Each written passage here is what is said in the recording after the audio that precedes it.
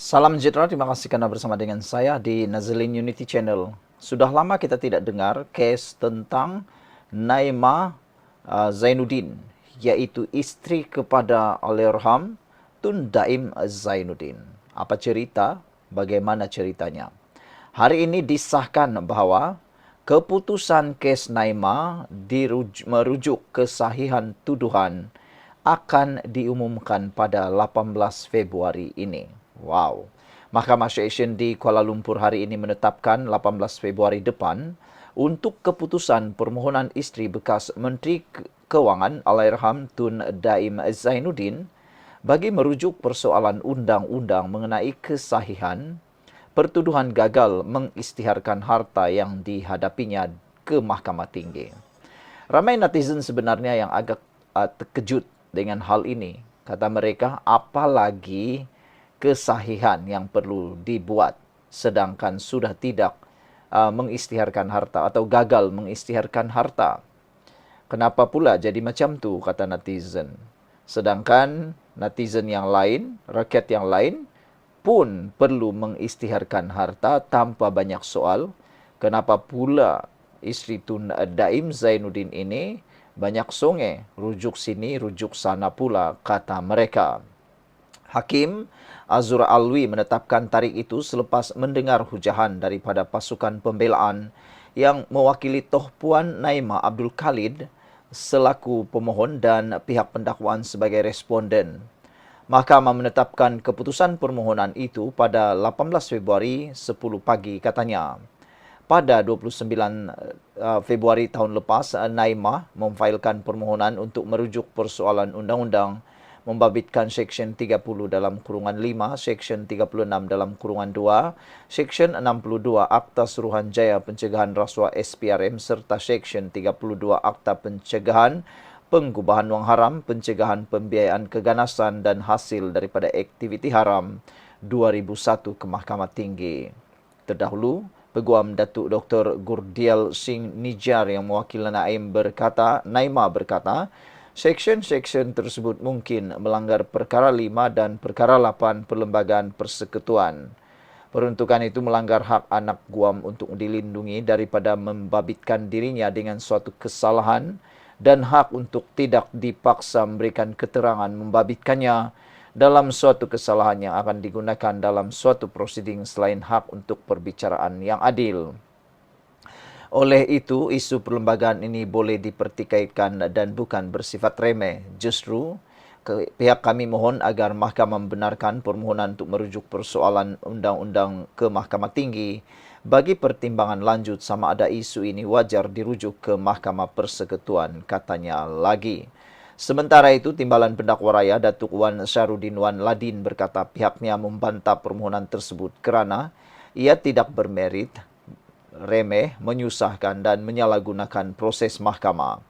Pemohon telah gagal memenuhi kehendak di bawah Seksyen 30 Akta Mahkamah Kehakiman dan isu yang diingin dirujuk oleh pemohon bukan melibatkan isu perlembagaan. Sehubungan itu, kami mohon mahkamah menolak permohonan tersebut, katanya. Pada 23 Januari tahun lepas, Naimah, 67 tahun, didakwa di Mahkamah Session di Kuala Lumpur atas pertuduhan gagal mematuhi notis agar mengisytiharkan hartanya termasuk menera ilham serta beberapa aset lain di sekitar Kuala Lumpur dan Pulau Pinang. Pertuduhan dikemukakan mengikut Seksyen 36 dalam kurungan 2 Akta SPRM 2009 yang membawa hukuman penjara maksimum 5 tahun atau denda RM100,000 jika sabit kesalahan.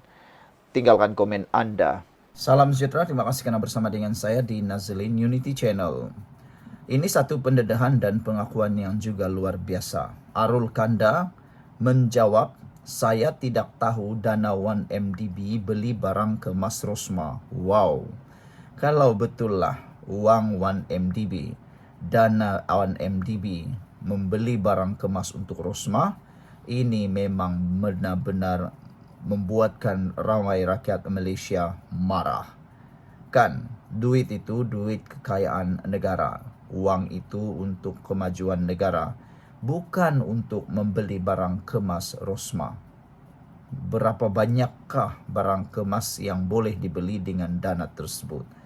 Apakah Anda rasa Arul Kanda bercakap benar? Tak tahulah kan, kita tunggulah apa keputusan mahkamah. Arul Kanda menjawab dia tidak tahu dana 1MDB beli barang kemas Rosmah. Kalau betullah dana ini digunakan untuk beli barang kemas Rosmah, ini membuatkan ramai orang marah. Bekas Ketua Pegawai Eksekutif 1MDB Arul Kandasamy memberitahu Mahkamah Tinggi di Kuala Lumpur hari ini, beliau tidak mempunyai pengetahuan peribadi mengenai wang dana syarikat itu yang digunakan untuk membeli barang kemas Datin Seri Rosmah Mansur bernilai 1,3 juta Amerika Syarikat dolar. Wow, ini memang jumlah yang betul-betul di luar pengetahuan kita, di luar pemikiran kita, dan banyaknya luar biasa. Ini bukan ringgit Malaysia, ini dalam bentuk dolar Amerika Syarikat. 1,3 juta ringgit. Kalaulah itu digunakan untuk membina sebuah sekolah, jalan raya dan macam-macam lagi, kan itu baik. Ini salah gunalah pula kalau betullah membeli wang dana untuk membeli barang kemas pula untuk Rosmah. Aduh. Arul Kanda berkata demikian apabila Peguam 1MDB Raphael Kokcheren merujuk kepadanya mengenai aduan Jabatan Kehakiman DOJ Amerika Syarikat pada Jun 2017 semasa perbicaraan saman 1MDB berjumlah 6,59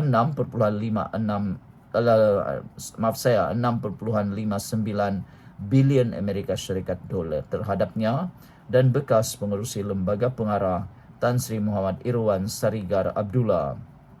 Kok bertanya, berdasarkan aduan DOJ, wang daripada BlackRock Communities Global Limited digunakan untuk membeli barang kemas untuk isteri Datuk Seri Najib Razak Datin Seri Rosmah. Arul Kanda menjawab, itu dinyatakan dalam aduan DOJ. Saya tidak mempunyai pengetahuan peribadi. Menurut aduan DOJ, wang tersebut digunakan untuk membeli 27 kalung emas dan gelang yang berjumlah 1,3 juta Amerika Syarikat dolar. Arul Kanda yang merupakan defendant pertama memberitahu mahkamah bahawa wang tersebut digunakan untuk membeli sebuah kapal layar mewah dan hartana salah satunya didaftarkan atas nama Kasim Dian, suami penyanyi Alicia Keys. Ditanya oleh Kok sama ada saksi mempunyai pengetahuan ahli perniagaan dalam buruan Lew Teoc Jo atau Jolo dan rakan sekutunya Eric Tan adalah pemilik beneficial wang lebih 200 juta ringgit yang didepositkan dalam akaun bank, Arul Kanda berkata, saya setuju seperti yang dinyatakan dalam dokumen dalam aduan DOJ. Pada Mei 2021, 1MDB memfailkan saman terhadap Muhammad Irwan serta Arul Kanda dengan menuduh mereka pecah amanah dan konspirasi yang mengakibatkan kerugian 1,83 bilion Amerika Syarikat dolar berkaitan pelaburan syarikat dalam 1MDB Petro Saudi Ltd yang kemudian ditukar menjadi pelaburan Brazen Sky Limited yang dikatakan boleh diperoleh semula daripada dana Global Bridge.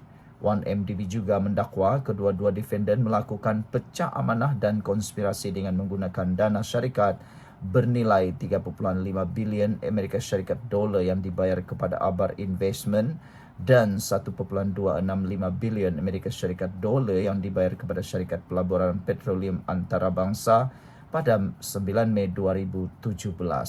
Sekian dulu untuk kali ini. Jangan lupa tinggalkan komen anda, tekan butang subscribe. Bye-bye.